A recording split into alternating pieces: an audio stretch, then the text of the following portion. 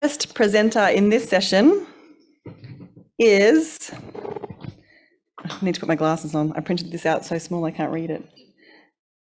It's Lucy Holmes McHugh. She's from James Cook University.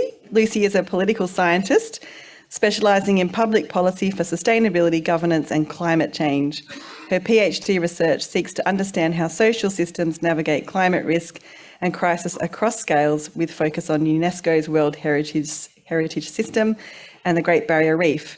And I think Lucy is joining us from Michigan, where she is currently residing on a Fulbright scholarship. So thank you, Lucy, for staying up so late.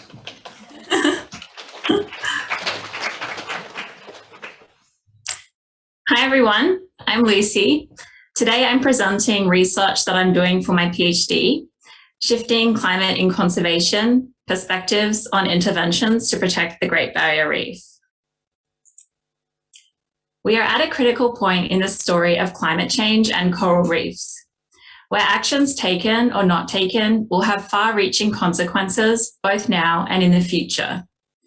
To create effective public policy, engaged actors need to understand which interventions are supported or opposed and why.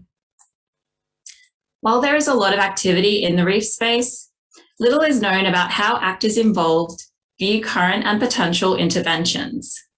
By intervention, I'm referring broadly to any policy, action, or governance mechanism that could be used to affect outcomes.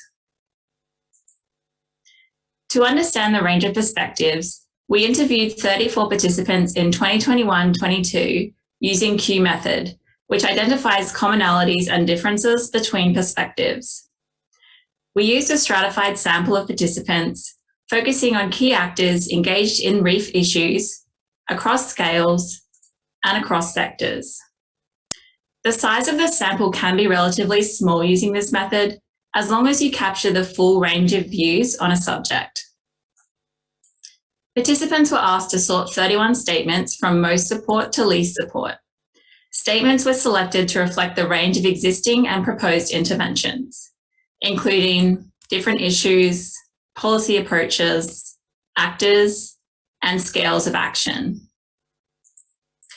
This is what a completed Q sort looks like.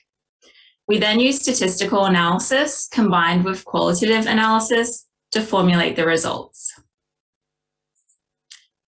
We found 6 perspectives associated with different interventions. Given time limitations, I'll only focus on interventions that they supported the most, but I will briefly highlight the least supported interventions later on. I'll briefly go through each one in more detail now. First, we have coral adaptation and technology. From this perspective, assisting coral to adapt to changing temperatures and threats, like crown of thorns, are critical measures given the urgency of climate change. More scientific knowledge, like the Coral Bank and technological developments, are seen as easier to influence and can bring immediate impact. Habitat restoration and climate transitions are important, but will be slow, so more direct actions are prioritized. Next is ecosystem health action. From this view, improving catchment water quality and ecosystem protection is critical to the health of the reef and making it more resilient to climate impacts. Marine park issues such as poaching ranked high. Water quality is a core concern, and regulations on industry and land users is needed. They also think too many resources go into planning rather than action.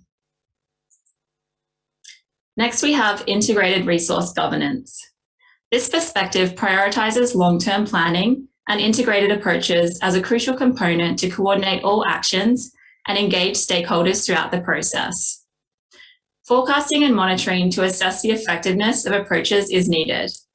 Also prioritized is regulation to address catchment issues and other measures to improve water quality. Market-led climate transition. This view prioritizes long-term planning and integrated management and governance to underpin all strategies to protect the reef. A climate transition is needed, but needs to ensure that people feel ownership of the problem and support change. Economic and market-based approaches that incentivize change would be the most effective. Regionally led climate transition. This perspective supports a climate transition, But crucial to this shift is the provision of a secure future for communities with new opportunities in the region. A mix of voluntary, regulatory, and market-based policies are supported. Improving water quality of the catchments through reducing land clearing and restoring wetlands would significantly help the reef. The final view is deep systems transition. From this viewpoint, a climate transition needs to be underpinned by broad social and political change to ensure social benefit as well as environmental protection. Indigenous custodianship ranked high. They also support NGO campaigns, UNESCO and the endangered listing of the reef, seeing their role as providing a wake-up call to political actors and the public. They believe Australia's actions on emissions have not been enough and can influence the global community's response to climate change. They also see regulation to improve water quality and habitat restoration as a priority. Now I'd like to highlight some key comparisons. This graph shows how each perspective ranked individual interventions from high to low, represented by coloured dots for each perspective. 4 of the 6 perspectives ranked climate mitigation highly, with Australia reducing emissions and fair regional transition away from fossil fuels being prioritised.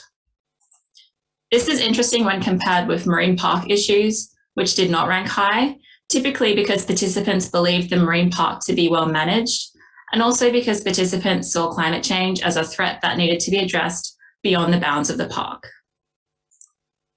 Sunshield geoengineering also ranked low for most, due to concerns that it was expensive, not effective at scale, and may be misinterpreted as a silver bullet to climate change. The statement with the least support was no interventions. There was widespread agreement that more interventions were needed to protect the reef. This study aimed to give us a snapshot of perspectives on interventions to protect the reef. We found 6 perspectives reflecting highly pluralistic responses to protecting the reef in the context of climate change. There were 3 views that ranked climate transitions highly, indicating a shift in priorities from adaptive conservation to transformation. By this, I mean that protecting the reef is no longer seen only as a conservation issue, but is part of larger debates about how to respond to climate change more broadly. There was widespread support for more climate action, but some prioritized proximate technological measures to meet the need for urgency and direct impact, whereas others preferred measures addressing systemic social and ecological issues to tackle the root causes of climate change. Considering these perspectives, I think the big question is how can reef organizations, policies, and practices better support climate transitions in the region? Thank you.